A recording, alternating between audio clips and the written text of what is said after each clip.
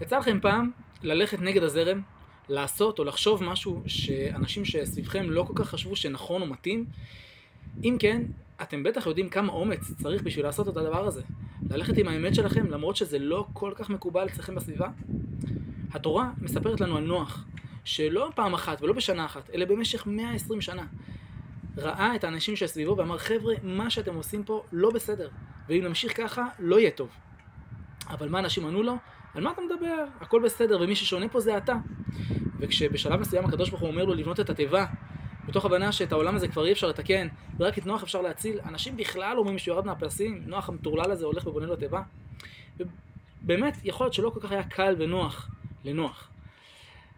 אבל הוא הלך עם האמת שלו, בסוף הוא זה ששרד וזכה באמת לבנות עולם חדש.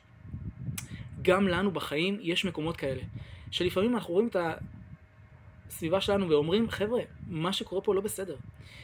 אבל לפעמים זה לא מספיק, ולפעמים צריך ללכת ולהיכנס פנימה, ולבנות לעצמנו איזשהו תיבת נוח, ולהיכנס לתוכה ולעבור שם איזשהו תהליך פנימי בעצמנו. כי מה שקורה לנוח בתיבה זה שהוא מבין שבעצמו גם כן יש מה לשפר, מה לתקן ומה לדייק. וככה הוא יוצא טוב יותר בצד השני, ומתוך זה הוא בונה את העולם מחדש. אז ככה גם אנחנו יכולים לפעמים לעבור תהליך פנימי, ומהמקום הזה לגשת ולבנות את העולם מחדש.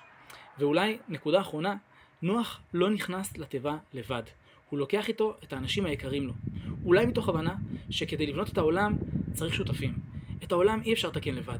צריך עוד אנשים שיעברו איתך ביחד את התהליך, וביחד, מתוך אמון שהעולם יכול להיבנות מחדש, ויכול להיות טוב יותר ללכת, וביחד לבנות את עצמנו ואת העולם מחדש.